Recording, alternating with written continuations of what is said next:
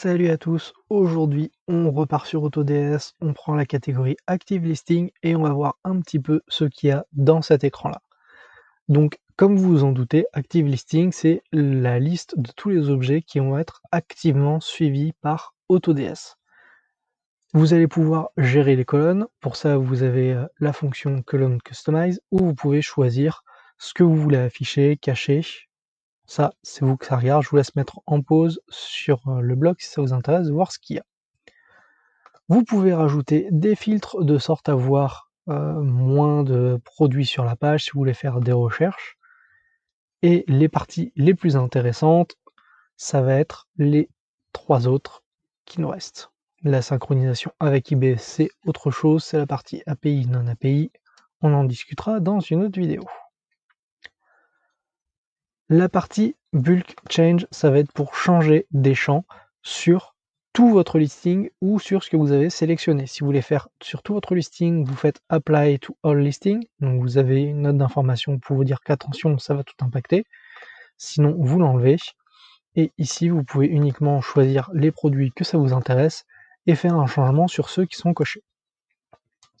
Ça peut être très utile par exemple si vous voulez changer la quantité, si vous voulez mettre un nouveau prix, si vous voulez augmenter ou baisser le profit, le break-even, rajouter des tags, ou les actions automatiques, donc du monitoring, des commandes, ou utiliser ou non les marketplaces. Bref, il y a différentes options.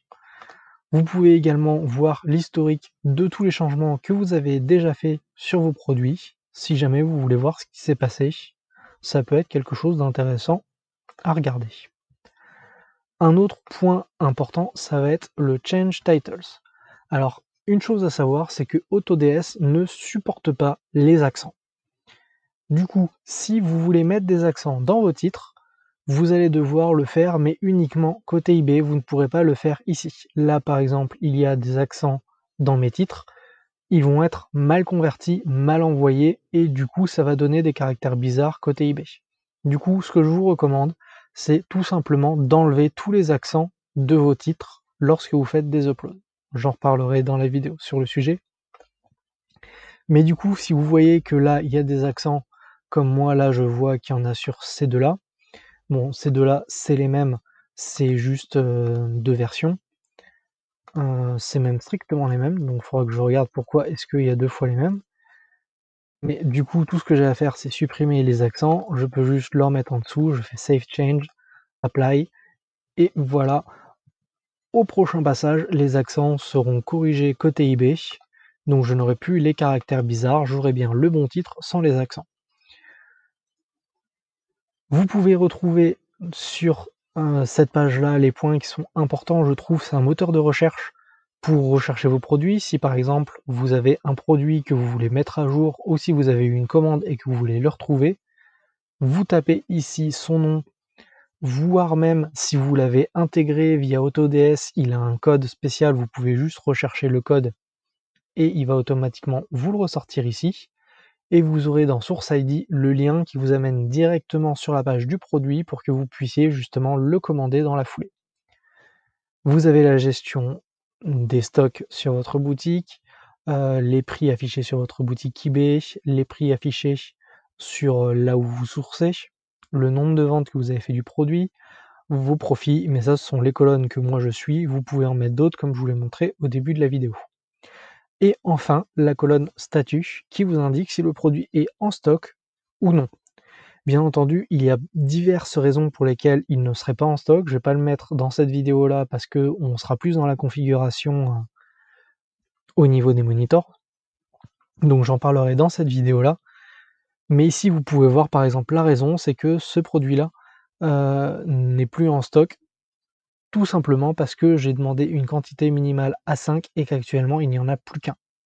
Du coup, il est automatiquement enlevé du stock de ma boutique parce que j'estime que s'il y a moins de 5 produits, le temps que j'arrive sur mes commandes et que je la fasse, je me dis qu'il y a des chances pour qu'il n'y en ait plus. Tandis que là, je sais que il y en aura toujours au moins 5 de disponibles au moment où la commande sera faite sur ma boutique, ce qui me laisse un peu de temps pour moi faire la commande en espérant bien entendu que tout ne soit pas parti dans la foulée. Ça, ce sont les risques. Vous pouvez gérer bien entendu ça dans la partie monitors, on en reparlera plus tard. Là, c'était juste pour l'exemple. Et enfin, vous pouvez exporter tout votre listing qui justement va vous permettre derrière de faire des traitements ou si vous voulez changer de lister. Il n'y a pas grand chose d'intéressant à faire de ce truc là, c'est plus pour vous, pour le suivi si vous voulez en faire un en dehors d'AutoDS, mais honnêtement l'interface est très bien, très pratique, vous n'avez pas spécialement besoin de faire autre chose dans une autre interface. C'est juste que c'est là, si par exemple vous décidez demain de prendre un autre lister, bah, vous pouvez tout exporter ici et le réimporter dans un autre lister. En général, ils sont compatibles entre eux. Voilà, j'espère que la vidéo vous aura plu. Si vous avez des questions, bah, n'hésitez pas à les me poser dans les commentaires. Et moi, je vous dis à bientôt dans la prochaine vidéo.